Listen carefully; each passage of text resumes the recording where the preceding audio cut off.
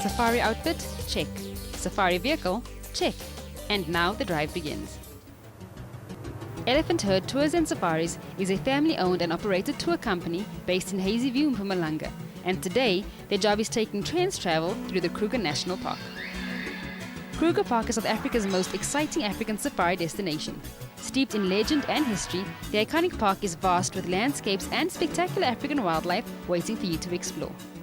The park has roughly 9 main gates coming in from the north, south, east and west. Our choice of entry was the Numbi Gate on the southern side. Our first encounter on our 3-hour journey was with a herd of elephants. These majestic beasts roam here wildly, leaving a trail of destruction in their wake, but all for good reason. Look at the power of that thing. It's incredible, eh? Now, something interesting about the African elephant, if you look at the shape of the ear. We heard that. You must really... Okay. If you look at the shape of the ear, it's in the same shape as the continent of Africa. The Asian elephant, if you look at the shape of the ear, it's in the same shape as the country of India. African elephant has a hollow back. Asian elephant has a rounded back. And these are bull elephants. He grabs the grass with his trunk and he uses his foot to push it, to pluck it out, and then they will flick the grass. Get rid of the sand, excess sand. This is bad for their teeth. The biggest enemy, apart from man, is their teeth. Big boys like this can eat up to over 300 kilograms of food a day. 60% of the food that they eat go out the other side undigested. That's why you see so much elephant dung lying around.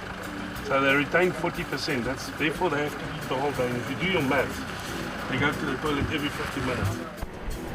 Our guide was full of elephant facts, and after a brief elephant education, we revved our engines and took to the road once again. We caught a momentary glimpse of a zebra feeding deep in the bush and a herd of antelope, which are a common occurrence for park explorers. 8 months,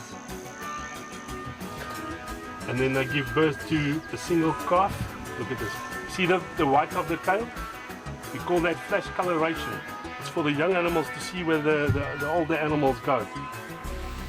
Not too far further, we came across some impala. Impalas are the most common gazelle in the Kruger. You literally find these graceful animals around every corner. These are one of the most successful animals in the African bush. They can overcome drought, they can overcome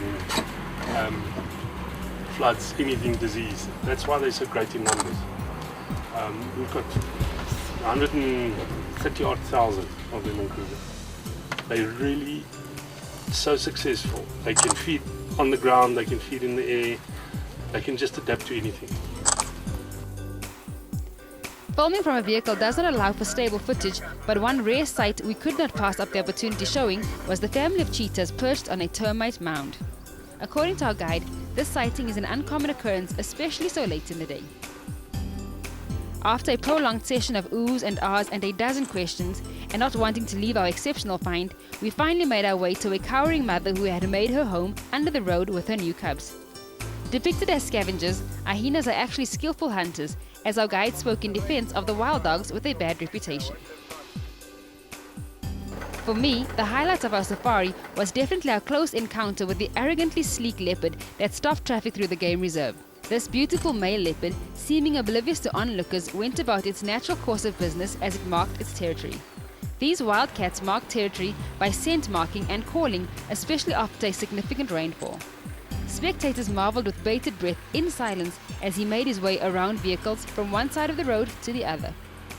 Our safari would be nowhere near complete if we had not had the opportunity to spot South Africa's most controversial and endeared, not to mention endangered animal, the rhinoceros. Both black and white rhino are actually grey. They are different not in colour but in lip shape. The black rhino has a pointed upper lip while its white relative has a squared lip. In general, the white rhino has a longer horn. The record, the white rhino has got a longer horn than 1.8 to 1.5 meters. Hear that? A rhino education as per our guide. Alas, it was time to make our way to the entrance as it was now closing time, but a remarkable surprise awaited us on our drive out. He's just venting a bit. and also to get rid of parasites on the boss. But you will see there will be the bosal is going to be nice and red now, or like a brownie color. It's all the bark that he's taken off. He's just venting. He's just getting rid of frustration. You know, he's on pension. These two guys. So basically, they're getting ready to have a beer and a braai, and they're just chilling. Known as the most dangerous of the Big Five, we got to see a few old-timers who formed their own herd. Known as bachelor herds, males live in smaller groups and occasionally move about in solitary until mating season. You cannot visit this part of the world without at least making a stop at the Kruger National Park, and that's exactly where I came from. And I'm here with our tour guides from Elephant Herd Tours and Safaris, Martin and London. G'day, Martin. Hi. Can you tell us exactly what the Big Five are and why they're named that? Okay, the Big Five consist of elephant, buffalo, rhino, lion, and leopard. And there are two reasons why they're called the Big Five. Number one, they're the 5 most dangerous animals to hunt on foot. And number 2, they're the 5 most photographed animals in the African bush.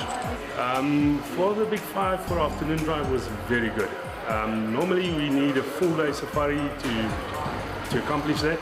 Sometimes we get lucky, we get them early in the day, but we were really, really lucky. And to have cheetah as well today, it was a big bonus. Which of the Big Five animals do you see most commonly? That would be elephant and buffalo. So, if you go to the right areas, you will be lucky enough to find rhino if you know where to look. But to find cats, and especially leopard, like I said, like we saw today, it's unheard of. You mentioned earlier about how the buffalo is the most dangerous of the Big Five. We wouldn't obviously think so, but why is that? It's the only animal of the Big Five that does not have a mock charge. So all the others will warn you if they're going to charge or attack, but not the buffalo. And the buffalo is responsible for more deaths among hunters in the African bush than any of the Big Five. Kruger National Park is a must-see for all and a truly family experience. And it's not just about the Big Five.